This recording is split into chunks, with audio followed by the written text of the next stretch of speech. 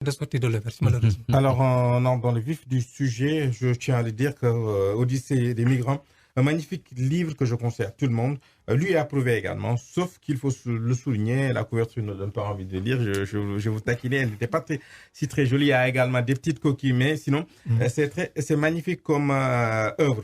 Alors, une première question, Odyssée des migrants, un livre tiré de la réalité où il y a une dose de fiction. Il n'y a aucune fiction dans ce livre. Tout ce que nous avons écrit relève d'abord de mes propres expériences ou bien d'expériences d'autrui. J'ai noirci au moins une trentaine de cahiers au Sénégal et en Côte d'Ivoire, ne serait-ce que pour écrire ce livre. Donc il n'y a aucune page qui relève de la fiction. Tout ce qui a été écrit dans ce livre.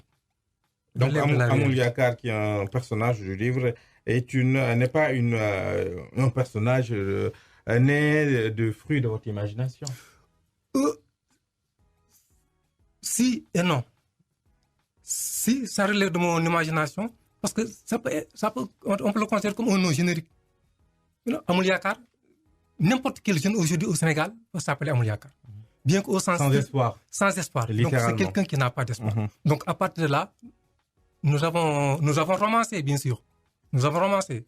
Mais tout ce qui a été écrit relève effectivement de la réalité. Pour ceux qui nous écoutent et qui n'ont pas lu le résumé, est-ce que vous pouvez faire un petit résumé du livre, comme ça les gens puissent aller lâcher? Absolument. Ça parle de quoi? Ce livre relève d'une réponse à une question. Tout simplement, quand nous avons été en Côte d'Ivoire, j'ai accompagné 2 Sénégalais qui partaient pour la Libye. J'ai essayé de les dissuader de partir. Mais bien sûr, c'était impossible. Ce qu'ils m'ont dit, tout ce qu'ils veulent, c'est que je leur serve d'interprète. Parce qu'ils étaient analphabètes. Donc, je les ai accompagnés à la gare routière d'Adjamé. Là, nous avons rencontré un chauffeur de bus. Quand j'ai exprimé, je lui ai dit que mes amis voulaient partir pour la Libye, mais en passant par l'Algérie, notamment la ville de Tamanrasset. Le chauffeur de bus, qui est un rastaman, qui nous avait bien accueillis, lorsque je lui ai dit ce que nous voulons, il s'est rebiffé. Il s'est mis en colère. Alors il m'a posé une question. Il m'a dit, partout où je vais en Afrique, je raconte des Sénégalais. Que ce soit au Gabon, que ce soit au Mali, que ce soit en Côte d'Ivoire. Partout où je vais, je raconte des Sénégalais. Et ils n'ont tous qu'un seul désir, partir en Libye. Ensuite, il m'a posé cette question. Qu'est-ce qui se passe chez vous, mon frère, pour que tous les Sénégalais veulent prendre la mer? Donc c'est à cette question-là que nous avons voulu répondre dans ce livre. Et la réponse, ça donne quoi? La réponse, tout simplement que... Là, j'ai fait un parallèle pour apporter la réponse. Entre la migration animale, la plus grande migration animale au monde se trouve en Afrique. La transhumance. La transhumance animale. C'est-à-dire que donc, chaque année, vers le mois de mai, les animaux quittent le parc national de Serengeti, qui se trouve en Tanzanie, pour aller au Kenya, dans le Masai Mara. Donc, les animaux font un parcours de 3000 km par an. Pourquoi? Parce que vers le mois de mai, l'herbe se raréfie au centre national de Serengeti. Donc, ils sont obligés de partir, faire 3000 km pour trouver de quoi manger. Donc, ce qui est valable pour les animaux est aussi valable pour les hommes. Lorsque les conditions ne sont pas réunies, l'homme aussi quitte son lieu pour aller chercher un avenir ou bien un meilleur être ailleurs. Et cela, quels que soient les dangers parcourus. Les causes au Sénégal, ce phénomène, il faut également le souligner que le phénomène tend à disparaître. Ce n'est plus comme avant, avec les années 2000. Non, d'après les statistiques, d'après les... Et là, vous faites erreur. Là, vous me parlez du problème de Barça et Barça. Oui. Ça, donc, les Sénégalais qui ont quitté le Sénégal pour aller en Espagne. Ça, c'est ce problème qui a disparu. Oui. Mais le problème, c'est aggravé au niveau de la Libye. Avec des Sénégalais? Il y a énormément de Sénégalais. Vous allez en Côte d'Ivoire. Vous savez que la Côte d'Ivoire, on n'en parle pas, mais la Côte d'Ivoire est la plaque tournante de la migration en Afrique. Pourquoi? Parce que quand le migrant quitte le Sénégal, par exemple, ou bien quitte le Mali, ou bien quitte le Burkina Faso, c'est un homme désargenté. Il n'a absolument rien dans la poche. Donc, il a besoin d'argent pour aller en Libye. Si vous regardez la carte de l'Afrique, quel est le pays où le migrant a plus de chances de trouver un peu de travail pour aller? C'est pas au Mali. C'est pas au Burkina Faso. C'est où? C'est en Côte d'Ivoire. Donc, tous les migrants qui ont envie de partir en Libye, la majeure partie vont en Côte d'Ivoire. Et là, 1 an, 2 ans, 3 ans, 4 ans, 2500 francs par jour, 3500 francs par jour, alors ils font leur petite économie. C'est à partir de 200 000 francs, 300 000 francs, maintenant qu'ils se décident de passer la frontière, le Niger, ensuite Niamey. Très rapidement, Niamey, le trajet. Voilà. Ça se passe comment? Le trajet, Par exemple, ils quittent le Sénégal. Ils passent par le Mali.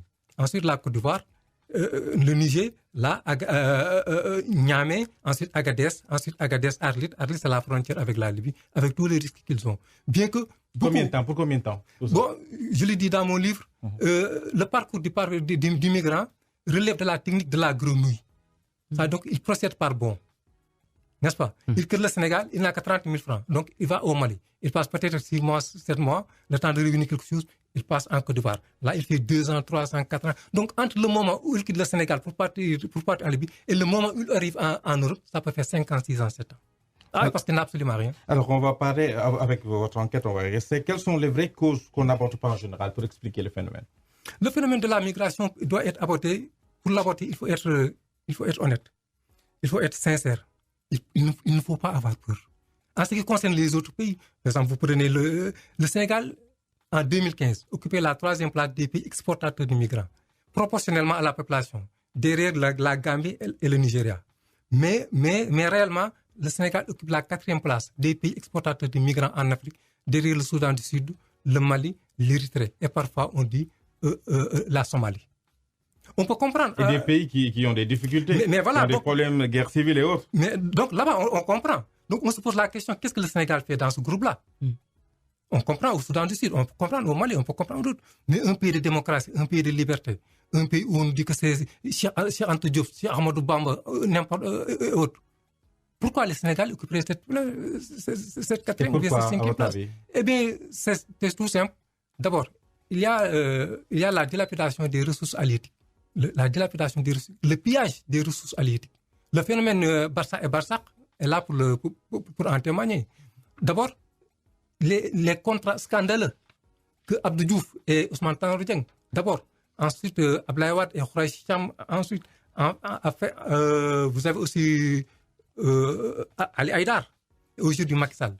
Tous les contrats de pêche signés par le gouvernement sénégalais ont abouti à un pillage systématique des ressources halieutiques du Sénégal. Vous savez que le Sénégal, la Guinée-Bissau, la Mauritanie, ce qu'on appelle le golfe de Guinée, sont les côtes les plus poissonneuses du monde. Si le Sénégal en arrive aujourd'hui à faire de la pisciculture, vous vous rendez compte de la situation dramatique à laquelle se trouvent aujourd'hui les pêcheurs. Donc, pillage des ressources halieutiques, d'abord par le gouvernement, ensuite par les bateaux pirates, les Européens, les Chinois. Ensuite, il y a la corruption et la malgouvernance au Sénégal. Alors, en général, juste une petite question avant d'aller en pause. En général, c'est les médias occidentaux qui nous expliquent l'ampleur des dégâts avec leur élément de langage qui leur est propre. Est-ce que les récits sont fidèles? Les récits sont fidèles, mais partiels. Tout simplement parce qu'eux, ils ne conçoivent la migration qu'à partir de la Libye. Donc, quand le migrant est déjà dans une situation de détresse, donc la Libye, ensuite l'Europe. Moi, j'ai voulu aller en amont. Donc, combler la première partie. Et la première partie, c'est la première partie la plus importante. Parce que c'est la première partie qui explique la seconde partie. Donc, il faut aller en amont avant d'aller en aval. Moi, c'est ce que j'ai voulu faire. Donc, la migration, mais en amont. Voilà. Je rappelle que vous suivez votre magazine Hashtag News sur Vibe Radio 102.3 et nous recevons Serigne Mbacké Ndiaye, auteur du livre L'Odyssée des migrants. On marque une petite pause et on revient. Hashtag News, c'est l'info avec la rédaction tous les samedis sur Vibe Radio. Hashtag News sur Vibe Radio. The best radio station. Vibe Radio. Vibe Radio 102.3 Hashtag News, première partie. Mamoudou Fall Abdou Khad Sek pour vous accompagner pendant 1 heure de temps et nous recevons Serigne Mbacké Ndiaye, auteur du livre L'Odyssée des migrants. Khad, on continue avec vous pour les questions. Absolument, on continue avec Serigne Mbacké Ndiaye qui est l'auteur, comme vous l'avez dit, de L'Odyssée des migrants. Alors, vous avez également annoncé pas mal de questions d'ordre sociologique, notamment une analyse très lucide de la religion, mais plus particulièrement des confrères. Une question quasi taboue dans l'espace public sénégalais. Est-ce que ce courage ne risque pas de vous coûter très cher, d'autant plus que vous dites que nos marabouts qui sont considérés comme des régulateurs sociaux sont à l'origine des bombes qu'ils veulent désamorcer? Absolument. Vous savez, le problème des marabouts au Sénégal, c'est un problème tabou. Et pourtant, les marabouts sont les premières causes de la situation de dégradation dans laquelle se trouve notre pays. Oui, c'est fort. C'est fort. Parce que j'ai décidé c'est fort.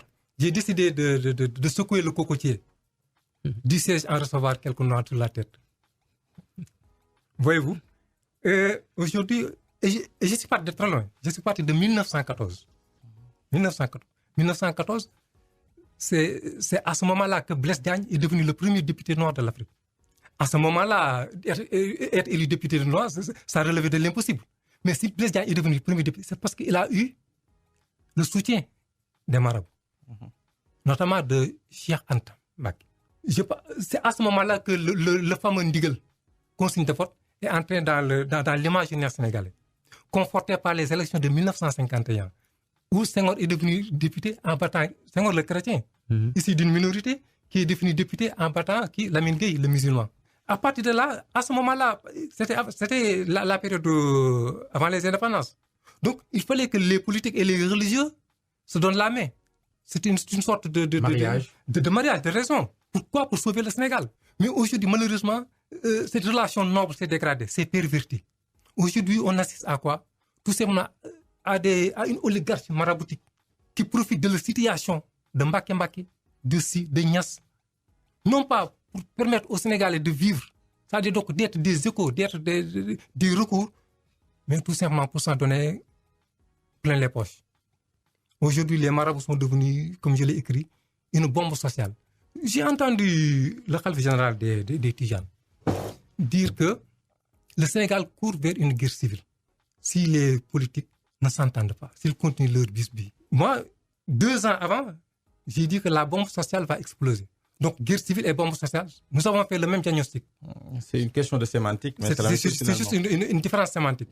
Mais là où on diverge, lui et moi, ce sont les causes. Lui, il estime que ce sont les bisbilles anti-politiciens qui vont causer le problème au Sénégal. Non.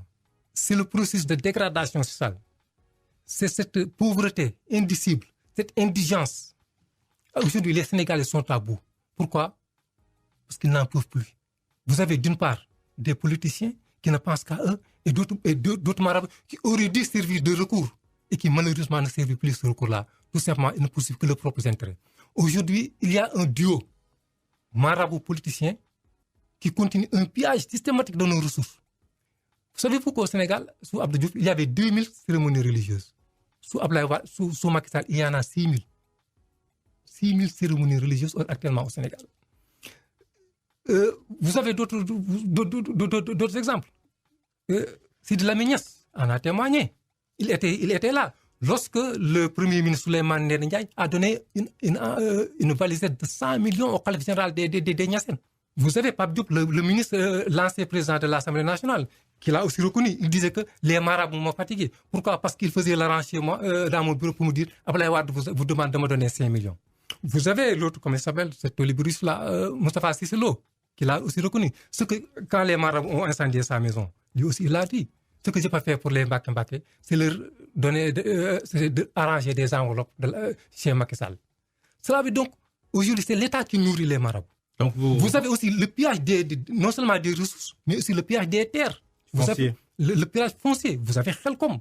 Combien Dangote a donné aux marabouts pour récupérer cette terre? Donné à Abdoulaye Wade 24 milliards à l'époque, on avait dit. Cette semaine-ci, j'ai entendu, non, c'est ce pillage systématique. Ces marabouts qui ne jouent plus leur rôle. Alors, vous pensez que la solution serait de faire comme en France? Il y a eu le concordat, un divorce entre l'Église et l'État.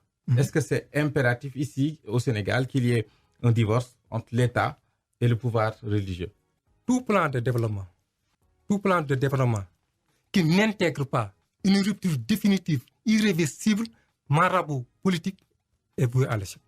Je parle dans mon livre de sauts troués, de sauts percés avec d'énormes petits trous, que des hommes, des femmes et des enfants s'évertuent vainement à plonger dans un puits pour tirer de l'eau.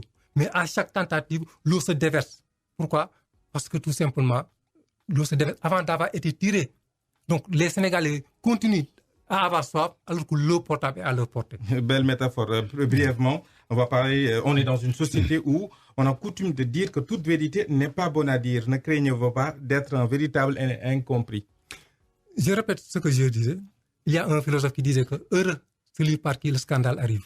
Ça donc, quand tout le monde voit la vérité et quand tout le monde préfère se taire pour une raison, pour une autre, celui qui se lève pour dire c'est ça la vérité, peut-être, c'est vrai, il y aura il va y avoir un retour de bâton, mais au moins il aura servi. Électrochoc.